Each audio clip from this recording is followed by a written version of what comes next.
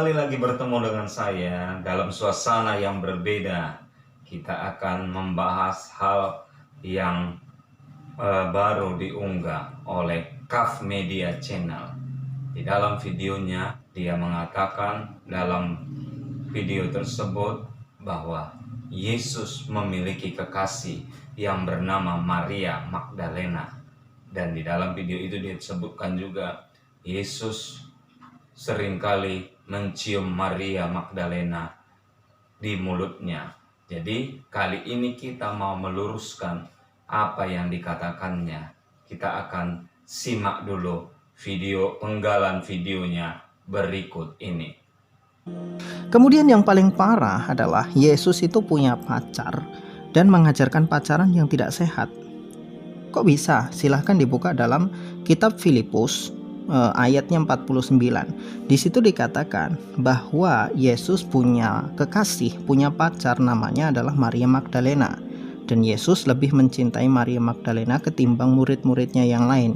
Dan saking cintanya Yesus dengan Maria Magdalena, Yesus sering menciumi bibirnya Maria Magdalena.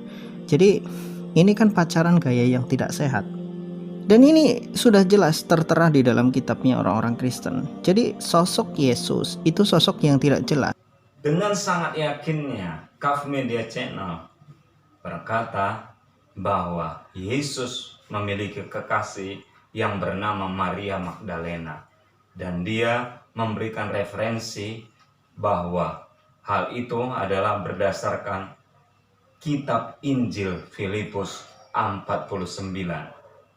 Selanjutnya dia berkata bahwa kitab Injil Filipus, dia bilang kitab Injil Filipus ini adalah kitab orang-orang Kristen.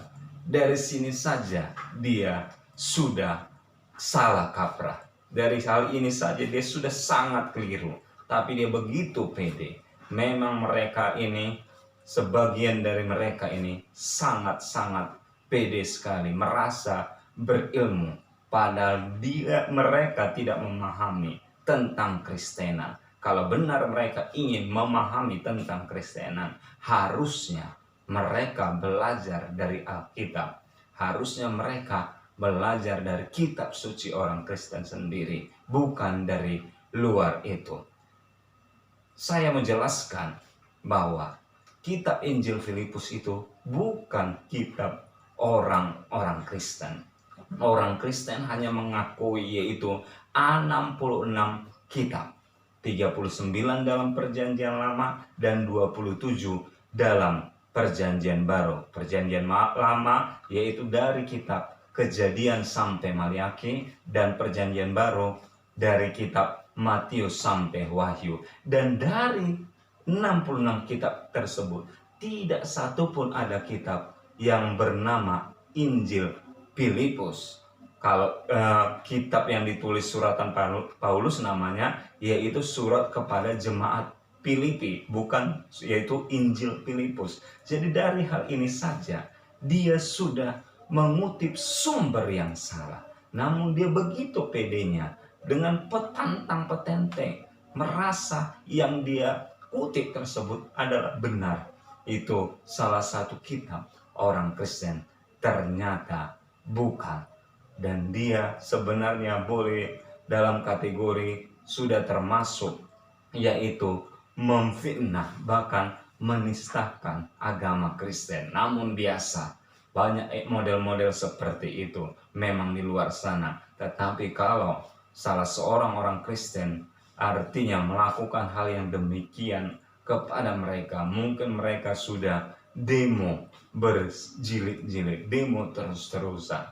Kita tahu waktu kasus seperti Ahok, tapi tidak apa, supaya mereka juga memahami bahwa Injil Filipus yang menjadi kutipan yaitu Kaf Media Channel itu bukan Injil yang diakui oleh Kristen.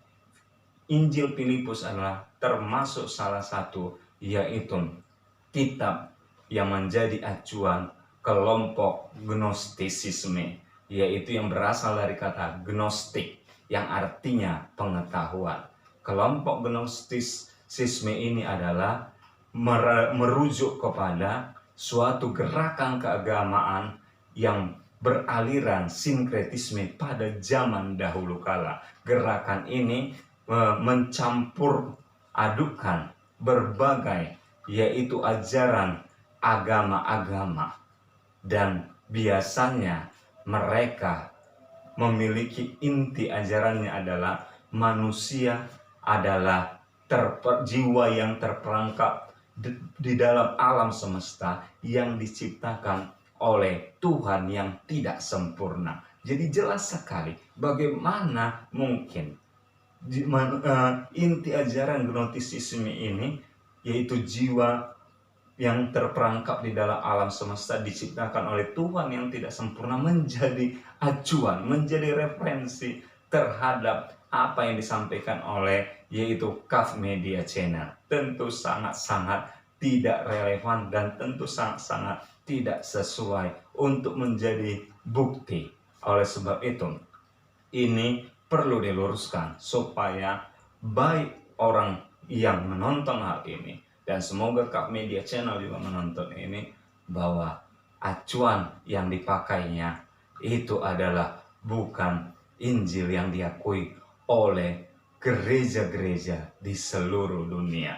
Karena itu adalah salah satu Injil Gnostik. Karena ada beberapa, yaitu acuan dari kelompok Gnostis ini, yaitu ada Injil Matius, Injil Yudas, Injil Petrus, bukan suratan Petrus yang ada di dalam Alkitab kita ya, tetapi Injil Petrus, dan yang lain-lain, termasuklah juga Injil Filipus. Dan lebih lanjut, coba kita sama-sama simak apa yang dikatakannya.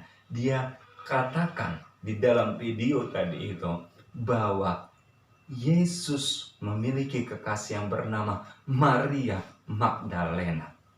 Maria Magdalena itu tercatat 11 kali di dalam Perjanjian Baru, dan ayat-ayatnya akan saya tunjukkan kepada kita semuanya. Pertama, dalam Matius 27 ayat 56, di antara mereka terdapat Maria Magdalena dan Maria ibu Yakobus dan Yusuf dan ibu anak-anak Zebedeus. Yang kedua, Matius 27 ayat 61, tetapi Maria Magdalena dan Maria yang lain tinggal di situ, duduk di depan kubur itu. Yang ketiga, Matius 28 ayat 1, setelah hari Sabat lewat, menjelang menyingsinya fajar pada hari pertama minggu itu, pergilah Maria Magdalena dan Maria yang lain menengok kubur itu. Yang keempat, Markus 15 ayat 40, ada juga beberapa perempuan yang melihat dari jauh, di antaranya Maria Magdalena, Maria ibu Yakobus muda, dan Yoses serta Salome. Yang selanjutnya, Markus 15 ayat 47, Maria Magdalena dan Maria ibu Yoses melihat di mana Yesus dibaringkan. Lagi, Markus 16 ayat 1, setelah lewat hari Sabat, Maria Magdalena dan Maria ibu Yakobus serta Salome membeli rempah-rempah untuk pergi ke kubur dan meminyaki Yesus. Markus 16 ayat 9. Selanjutnya, setelah Yesus bangkit pagi-pagi pada hari pertama minggu itu, ia mula-mula menampakkan dirinya kepada Maria Magdalena. Daripadanya Yesus pernah mengusir 7 setan.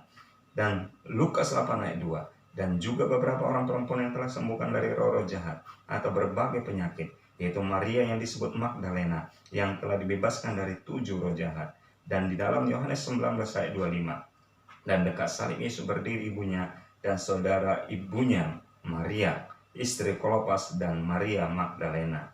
Yohanes 20 ayat 1, pada hari pertama minggu itu, pagi-pagi benar ketika hari masih gelap, pergilah Maria Magdalena ke kubur itu, dan ia melihat bahwa batu telah diambil dari kubur. Dan terakhir, yang artinya mencatat tentang Maria Magdalena, Yohanes 20 ayat 18, Maria Magdalena pergi dan berkata kepada murid-murid, aku telah melihat Tuhan, dan juga bahwa dia yang mengatakan hal-hal itu kepadanya.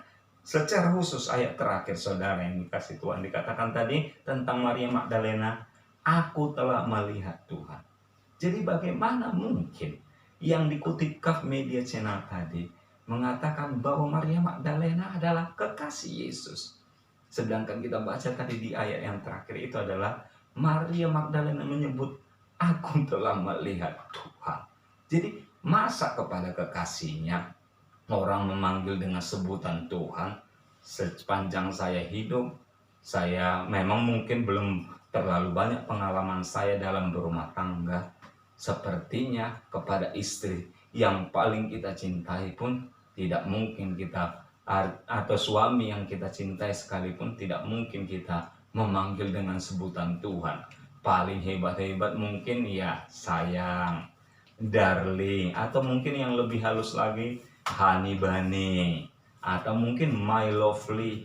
Ini Tuhan. Jadi dari sini sudah menunjukkan bahwa referensi Cup Media Channel itu benar-benar acak kadut, saudaraku, dan tidak mungkin bisa menjadi acuan kita. Dan juga kita tahu Maria Magdalena yang dikutip oleh Cup Media Channel dikatakan murid yang dikasihi. Kita tahu di dalam perjanjian baru hanya ada 12 murid Yesus. Bahkan itu ada lagunya dalam sekolah minggu. 12 murid Yesus yang tadi panggilnya Simon Petrus, Andreas, Yakobus, Yohanes, Filipus, Thomas, Matius, Yakobus anak Alfeus, Tadius, Simon, Yudas, dan terakhir Bartolomeus. Dari 12 ini tidak ada nama Maria Magdalena. Di mana mungkin dia adalah salah seorang murid Yesus, dan dibilang lagi tadi murid yang dikasihinya.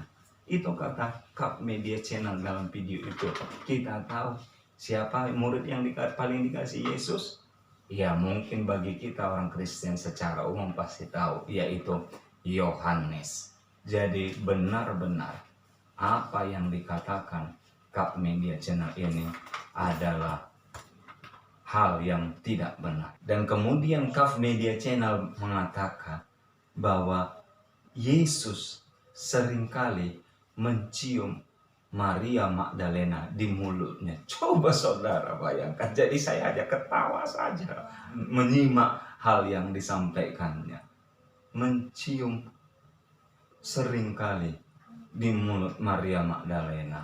Kan benar-benar artinya hal-hal yang tidak etis, hal-hal yang benar-benar tidak sopan. Karena apa? Bagi kita hal itu sangat-sangat sebenarnya menista. Tapi ya sudahlah, saya tidak tahu apa motivasi dari Cup Media Channel. Yang pasti saya hanya meluruskan bahwa kitab Injil Filipus yang menjadi referensinya bukan artinya kitab orang Kristen. Jadi tidak bisa menjadi suatu patokan apa yang disampaikannya. Dan itulah yang saya luruskan. Semoga ini memberkati kita semua, menjadi pelajaran penting